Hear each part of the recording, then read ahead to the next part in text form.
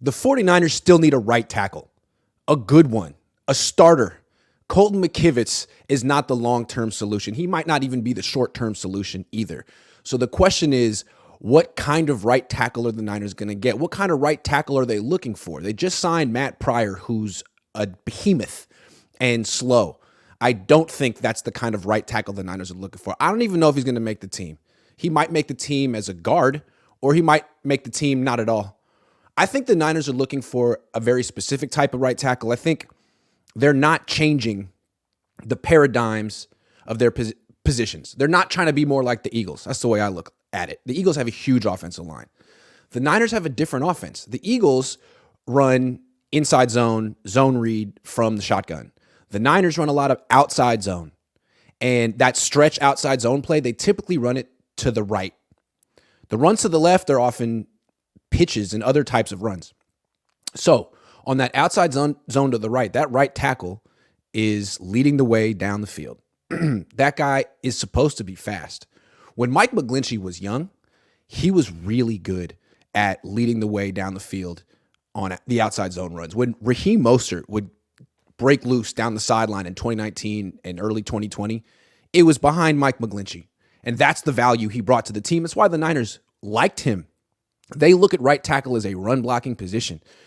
Outside zone is such a key part of what the Niners do offensively, and they mostly do it to the right. So that right tackle has to be, it's more important what he does as a run blocker for Kyle Shanahan than what he does as a pass protector.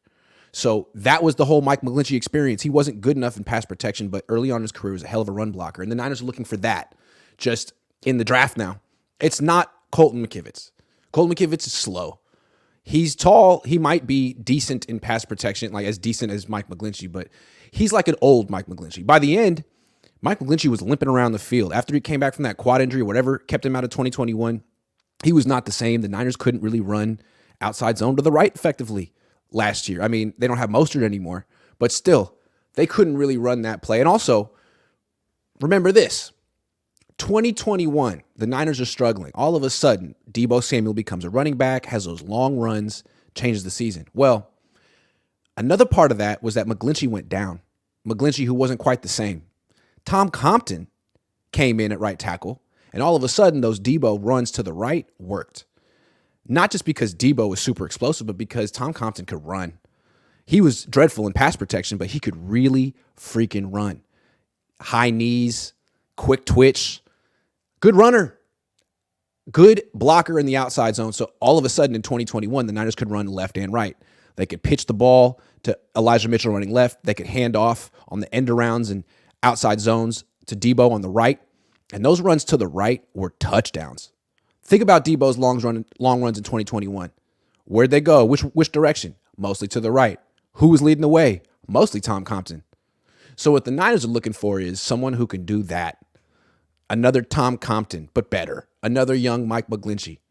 That's all they're looking for. They're not looking for Lane Johnson or anyone different from their paradigm that they've had for a long time. Remember, I think the Niners love their offensive line. That's the misconception. We don't like it. I think they love it. I think if they could have prime Trent Williams, Laken Tomlinson, Weston Richburg, Daniel Brunskill, and Mike McGlinchey forever, they would. But they can't. When Laken Tomlinson got older and expensive, became a free agent, they just drafted Aaron Banks, who's like a physical replica of Laken Tomlinson. Same size, same speed, same athleticism, just younger. Needed a little coaching up. They coached him up. Boom. They have Laken Tomlinson 2.0. When it was clear that Daniel Brunskill was going to become a free agent and get priced out here, instead of keeping him, they just drafted Spencer Burford. Look at his combine results and compare him to Daniel Brunskill's pro day results. It's like the same athlete. So they just got Daniel Brunskill 2.0 at right guard right now. Now they're looking for Tom Compton 2.0 or Mike McGlinchey 2.0. And it shouldn't be that hard. Look for someone who's about 6'6", 6'7", 300 pounds, runs about a 5'1" or a 5'2". That's guys they're going to be looking at, and those guys will be good on the outside zone blocking in the run game, and they're always going to get kind of thrown around in pass protection because they're tall, they're lean, they're high cut, and they can't anchor. That's just the kind of right tackle the Niners are drawn to because they need it for their run game to work. Their outside zone to the right is so important for everything. Other teams don't care about outside zone as much. Other teams have different run schemes. The Niners are doing this because Kyle Shanahan is Mike Shanahan's son, and the outside zone is like their baby, so they're going to stick with it. I don't see them bringing in a big right tackle all of a sudden. I mean, that's why they got rid of Trent Brown 5 years ago, right? Trent Brown, hell of a player. Excellent in pass protection, excellent run blocker, but just really big and really slow. He could never lead the way down the field on a Debo end around. Couldn't happen. So you don't fit this team. That's something the Niners want to do. Outside zone to the right. He was right tackle, got to go. Really good player, though.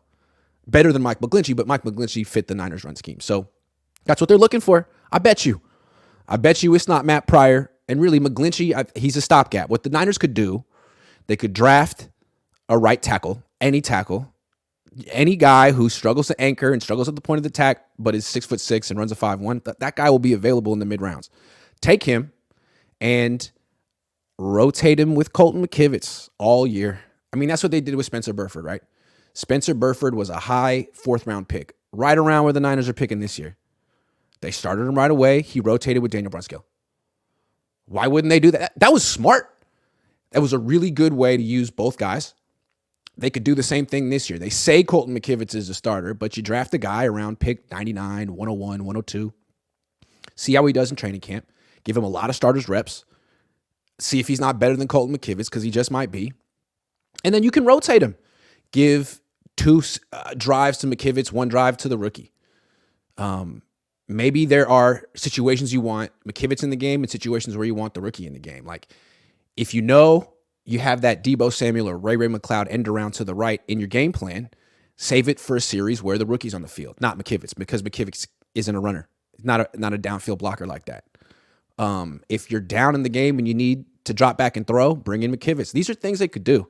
I wouldn't be surprised if they do.